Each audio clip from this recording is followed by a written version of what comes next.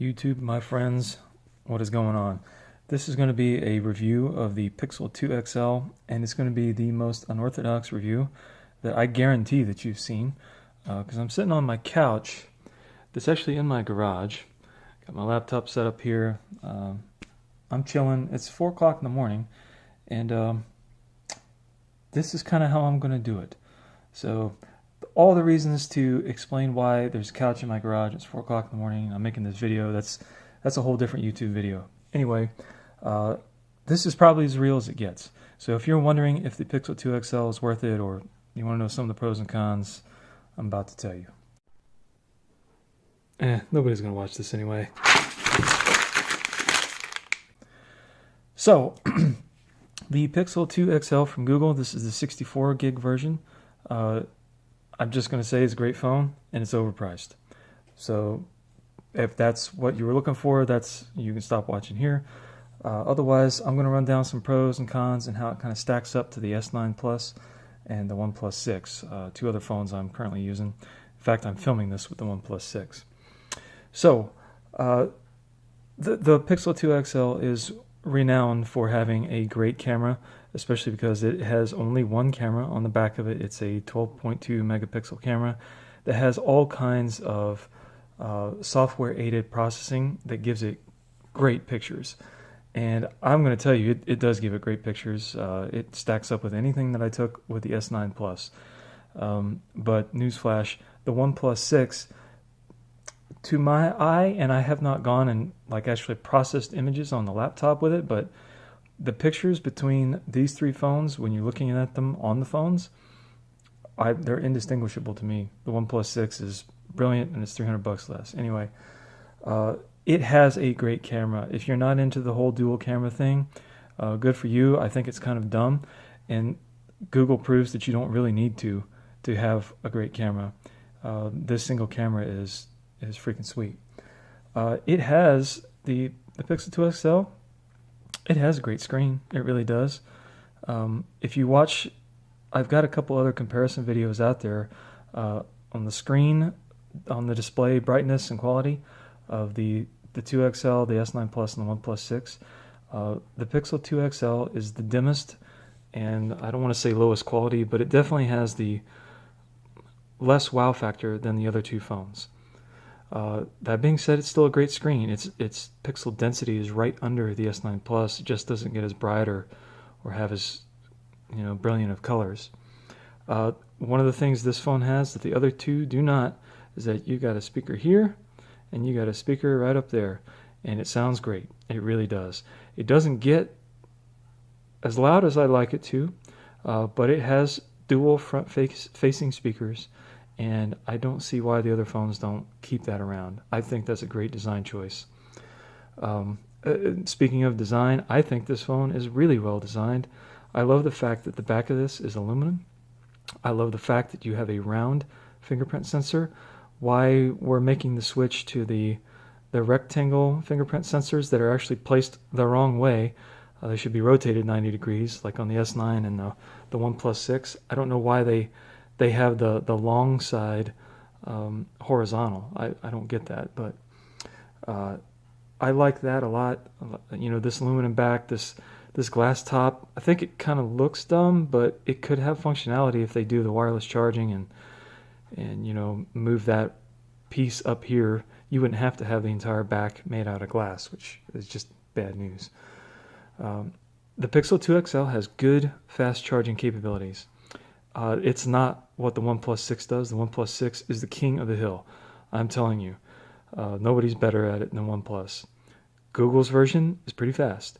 Samsung's version is not fast. They call it fast charging, and it's regular charging. But the Pixel 2 XL is decent at it. What the Pixel 2 XL can offer that the S9 Plus and the OnePlus 6 don't is that it has great haptics. They're very precise. Like when I press this button, it feels like I'm actually pressing the home button down here. I don't know how they get it to just feel like it's down here. If the phone rings and it's in my pocket, I can feel it vibrate. The OnePlus 6, I cannot. The S9 Plus, it depended. The haptics are precise, and they're the right strength. The other thing this has that the others don't is it has what they call active edge, where you squeeze the edges down here and hold it, and then the Google Assistant comes up that way. And that's kind of neat. And again, this actually feels like you're squeezing something when you do it. And I don't know how they do that. It's just great haptics. Good work on that. I love the fact that the phone there's the power button and it has the volume buttons on the same side.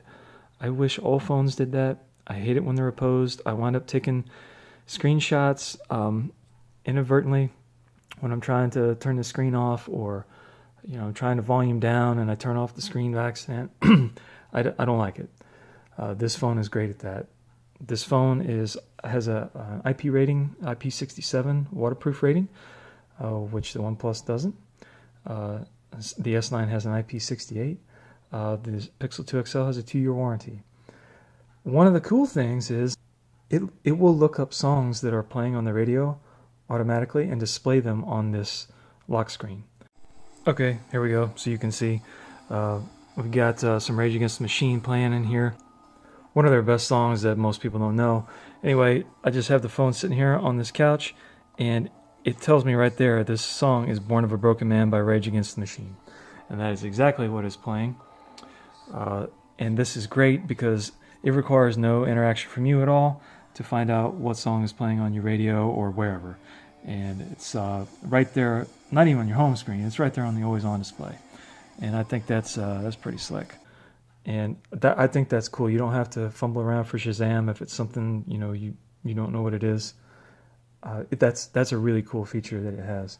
It reminds me of how the Axon 7 from ZTE, there's no app needed. It has a pedometer automatically that just displays on the lock screen like this. The Axon 7 just tells you every day how many steps you've walked, and I don't see why that's not automatic for every phone. But the Pixel 2 XL also will display on the home screen up here. See if there where the date is. If you have an event planned for this day, it will automatically display whatever is on your calendar right there underneath the date.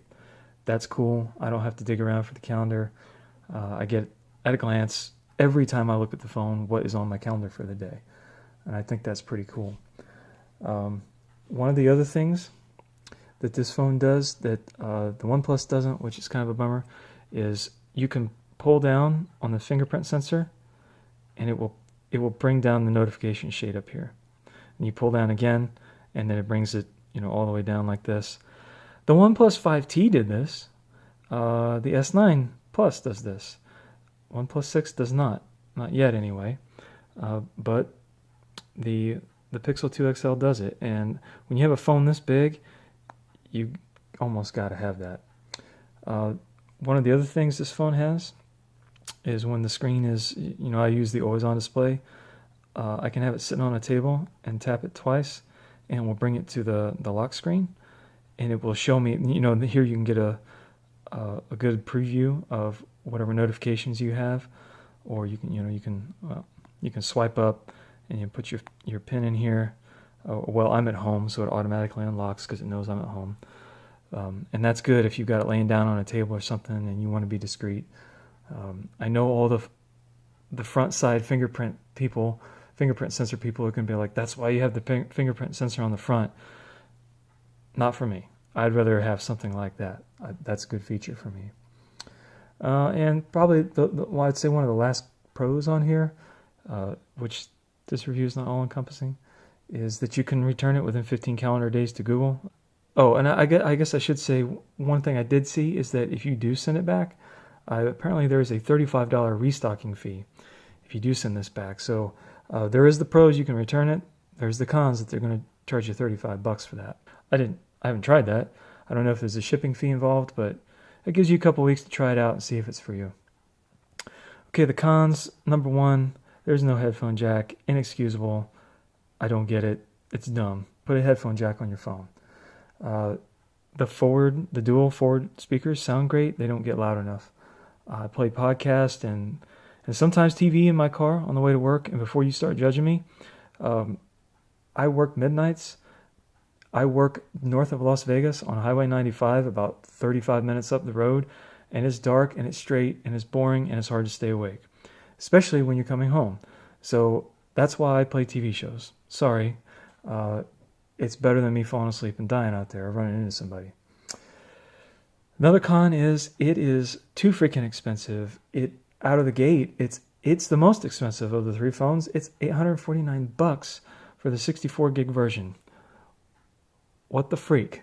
That's way too much money, especially when you don't give me any headphones in the box. You don't give me any case in the box. You don't give me a screen protector. I don't have a headphone jack. You don't include any of that stuff? I don't think so. I bought this used on eBay. This is like a perfect, like they said mint condition and it's freaking mint. I bought it for $600, which is it's still too much. So the specs wise, I don't get too deep into it. There's really about three things people care about is the screen, the battery, and the processor. Because I already went over the camera. The screen is the POLED. It's Quad HD. 2880 by 1440 is the pixel density on there. It has the Snapdragon 835 and it has 4 gigs of RAM. And it has a 3520 milliamp hour battery, which is the largest battery. It's bigger than the S9 Plus. The processor, 835, 845, I can't tell any difference. They're all fast. You get up to this level, they're fast. The battery life on this phone is very, very good. It is way better than the S9 Plus, which is very, very bad. But the OnePlus 6, $300 less, it beats them both. Those are kind of your specs in a nutshell there. So that's the Pixel 2 XL. That's how I see it stacking up against the competition. It's a good phone. It's too much money for what it delivers and doesn't have in the box or on the chassis. So that's garage review for right now. If you have any questions about the Pixel 2 XL, let me know. And if you want to buy it, it's on Swappa. That's where I buy and sell most of this stuff. Deuces.